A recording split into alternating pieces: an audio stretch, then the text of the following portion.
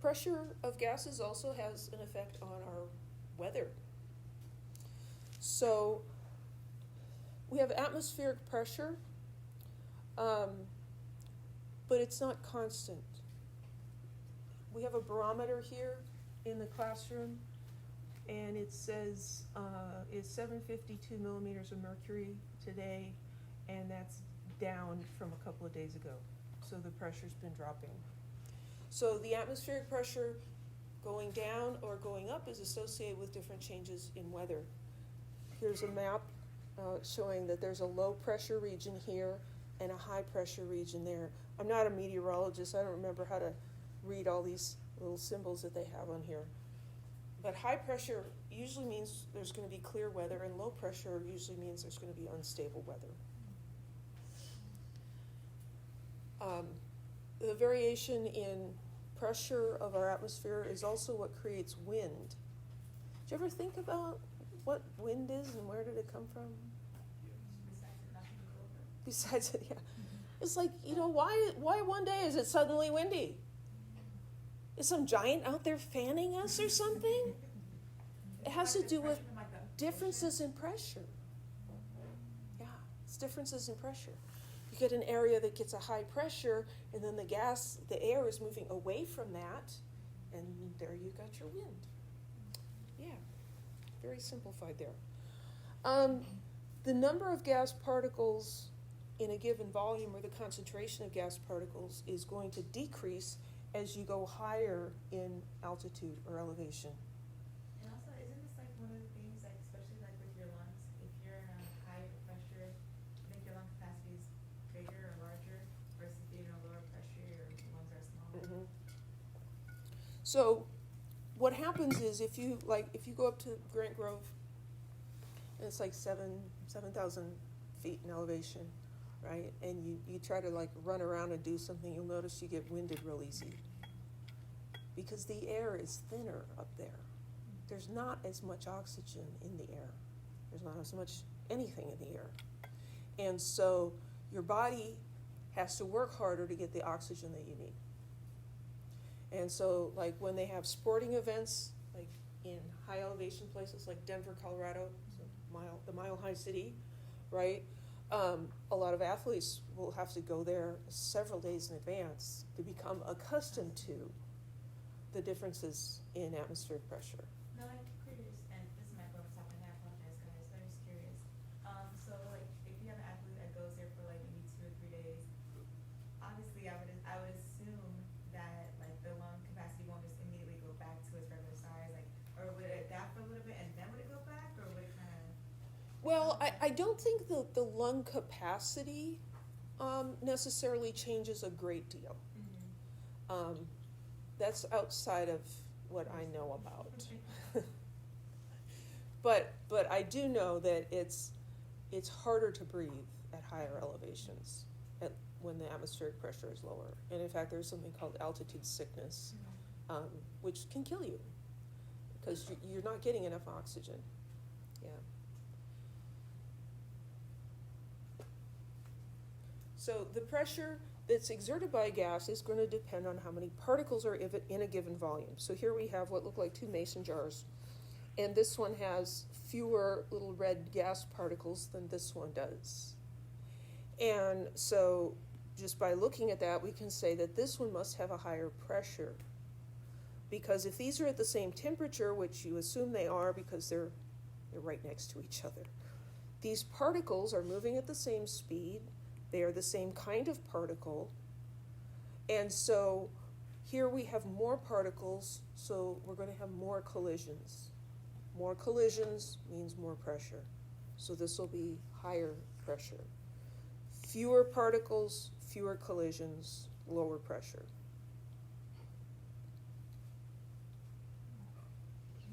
This also plays into your ears popping. If you've flown on a commercial flight, you know that a lot of times your ears will pop as you get up to elevation, and then later they'll pop again when you come down. Or if you go up to Grant Grove, your ears are going to pop on the way up and they're going to pop on the way down. And this is why babies scream on airplanes, is because their eustachian tubes don't allow the air to equalize as well, and they are in pain, right? If you've got a bad head cold and ear infection, do not change altitude because you're going to be in a world of hurt. So what happens here, you've got an eardrum which separates your middle ear and your outer ear. And what happens is as you, let's see, here we're talking about reduced pressure. So you go higher in elevation, so the external pressure is lowered. The pressure that's in from the air that's in your ear is the same as it was down below. So now it's pushing on your eardrum, and you feel that as a sensation. If your ear's, infected or inflamed, then it's going to hurt, right? But you feel this kind of pressure, and then if you yawn or chew gum, or sometimes even if you don't do anything, you hear this little popping sound, and that's the pressure equalizing. And then when you come back down, the reverse has to happen. Now the pressure outside is greater than inside, and your ears need to pop the other way. So there you go, breathing and weather and ears popping and all kinds of stuff. Chemistry.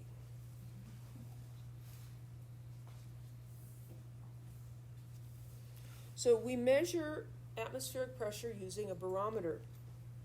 And this is an illustration of a mercury barometer, which was the first type of barometer.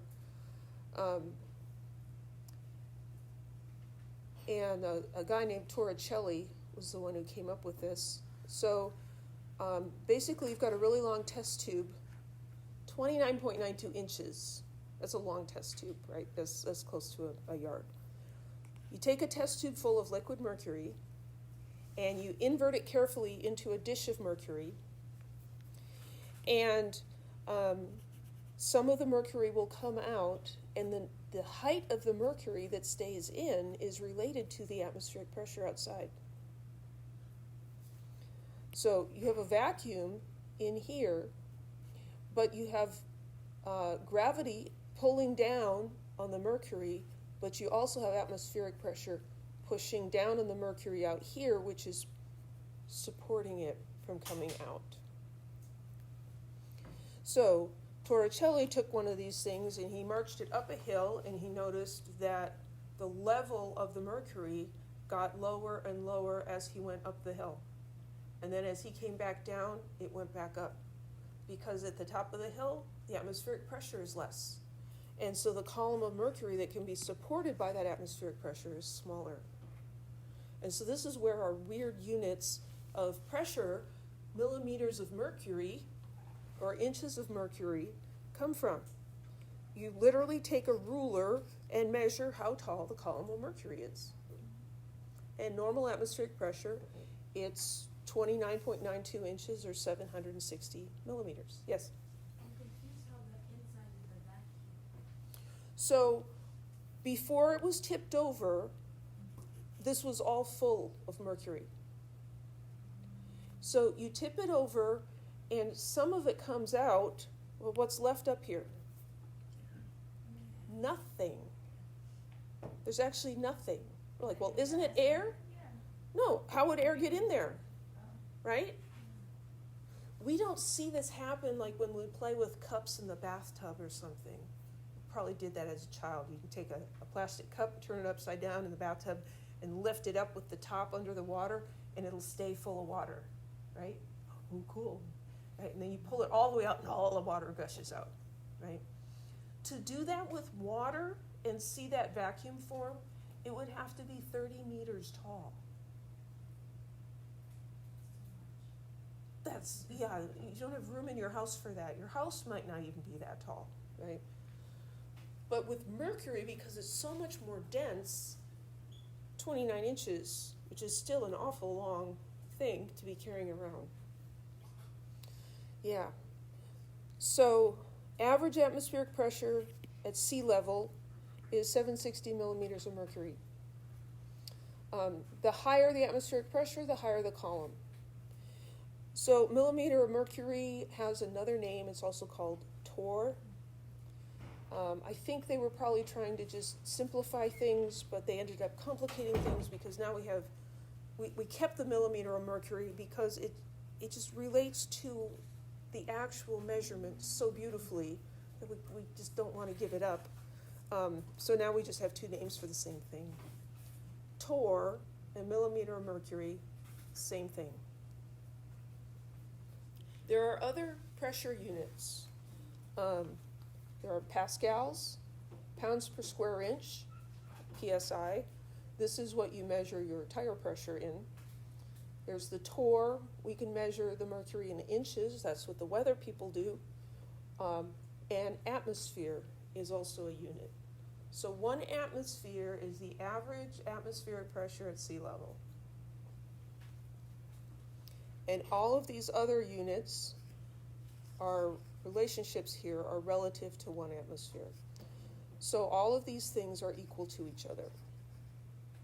The 760 torr to 1 atmosphere is an exact conversion. So when we use the 760 in a conversion or something, it's not going to affect the sig figs in our numbers.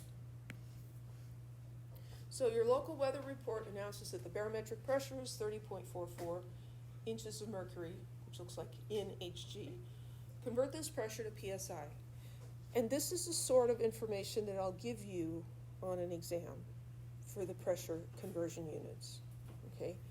So these things are all equal to 1 atmosphere. These things are all equal to 1 atmosphere. And so this is equal to that, and that's equal to this. They're all equal to each other. Dimensional analysis again. So they're giving us a number, 30.44 inches of mercury, and they're asking for the pressure in PSI. So 30.44 inches of mercury. Pressure conversions you can always do in one step because of how the relationships are given. So we're going to just do this in one step. I want to go from inches of mercury to PSI. That means I'm going to divide by inches of mercury so that those guys cancel out. I go to my list of pressure relationships and I see that 14.7 PSI is equal to 29.92 inches of mercury. So 14.7 PSI to 29.92 inches of mercury. And then we get out the calculator. 30.44 times 14.7 divided by 29.92.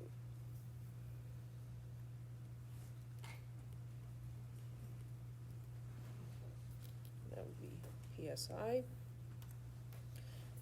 This 14.7 is not exact.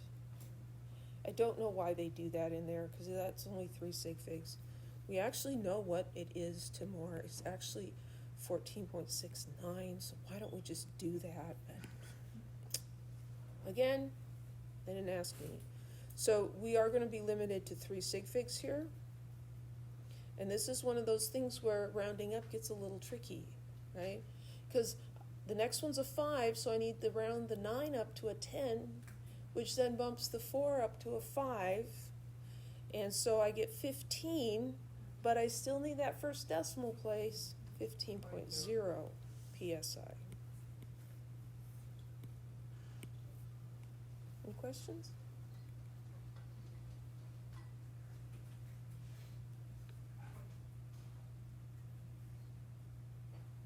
A manometer is another way to measure pressure.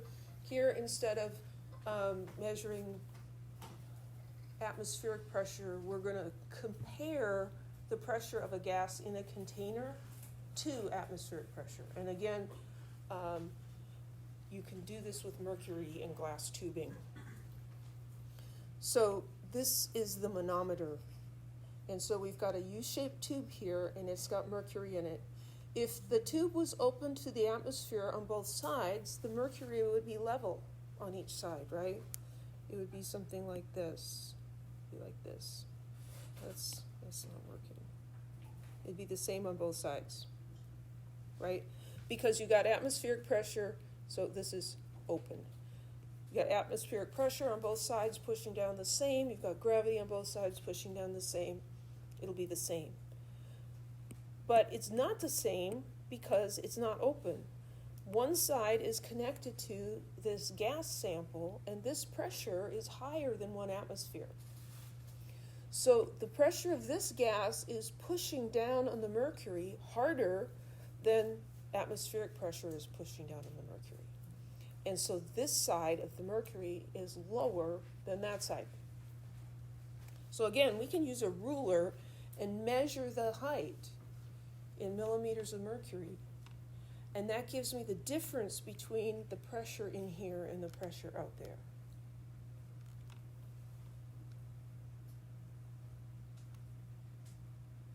Of course, we don't use mercury to measure pressure anymore. We've got electronic pressure gauges and different things like that.